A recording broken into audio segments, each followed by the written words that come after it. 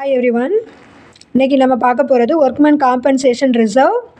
இந்த workmen compensation reserve அப்படின்றது என்ன அப்படின்னா, நம்ம கம்பெனியில் ஒர்க் பண்ணக்கூடிய எம்ப்ளாயீஸ்க்கு ஏதாவது அடிபட்டுருச்சு அப்படின்னா அவங்களோட இன்சிடெண்ட்டுக்கு அவங்களுக்கு எவ்வளோ இழப்பு ஏற்பட்டிருக்கோ அதுக்கு தகுந்த மாதிரி அவங்க கிளைம் கேட்பாங்க. அந்த கிளைமை கம்பெனி ஒர்க்கருக்காக பே பண்ணணும், இந்த எம்ப்ளாயீஸ்க்காக. அப்போ அதை திடீர்னு அவங்களுக்கு பணத்தை எடுத்து கொடுக்க முடியாது கம்பெனியிலேருந்து.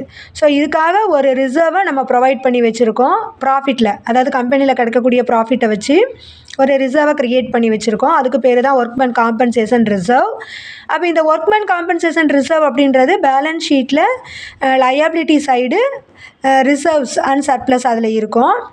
அந்த ரிசர்வை நமக்கு எப்படி நம்ம அதில் இருந்து காம்பன்சேஷன் பே பண்ணுறது, கிளைம் இருந்தால் என்ன பண்ணணும், கிளைம் இல்லாட்டா என்ன பண்ணணும், இல்லை ரிசர்வ் இருந்தால் என்ன பண்ணணும், ரிசர்வ் இல்லாட்டா நம்ம என்ன ஜேர்னல் என்ட்ரி எழுதணும் at the time of dissolution of a partnership firm. ஏன்னா நம்ம நிறுமத்தை கலைக்க போகிறோம்.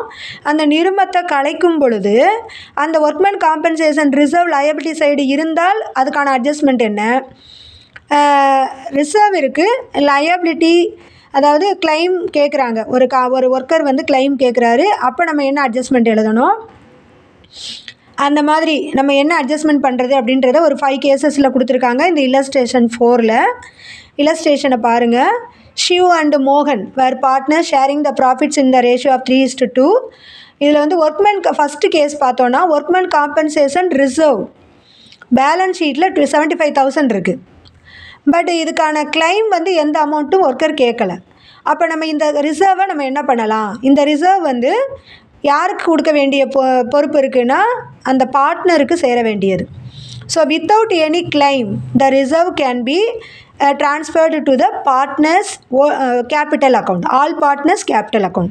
ஸோ என்ன என்ட்ரி எழுதலாம் அப்படின்னா, workmen compensation reserve account debtor to all partners capital account. அவங்களோட அந்த ரேஷியோவில் நம்ம அந்த அமௌண்ட் 75,000 பிரித்து நம்ம கொடுத்துடணும். அதுதான் என்ட்ரி எழுதியிருக்காங்க. அடுத்து நெக்ஸ்ட்டு என்ன அப்படின்னு பார்த்தோன்னா, ஒர்க்மேன் காம்பன்சேஷன் ரிசர்வ் 60,000 இருக்குது, லயபிலிட்டி 35,000 இருக்குது. அப்போ ரிசர்வ்னு நம்ம எடுத்து வச்சது 60, லயபிலிட்டி ஒரு ஒர்க்கருக்கு அடிபட்டுருச்சு, அவங்க கேட்குறாங்க 35,000 எங்களுக்கு கொடுங்கன்னு கேட்குறாங்க. அப்போ நம்ம அந்த 60,000 எடுத்து கொடுக்கணும். அப்போ நம்ம அந்த கிளைமுக்கு ட்ரான்ஸ்ஃபர் பண்ணுறதுக்கு ஒரு 35,000 எடுத்துக்கிடுவோம். மிச்சம் இருக்கக்கூடிய 25,000 25,000 நம்ம பார்ட்னருக்கு ஷேர் பண்ணிடலாம், அவங்களோட கேபிட்டல் அக்கௌண்ட்டுக்கு. ஸோ 2 என்ட்ரியாக எழுதணும்.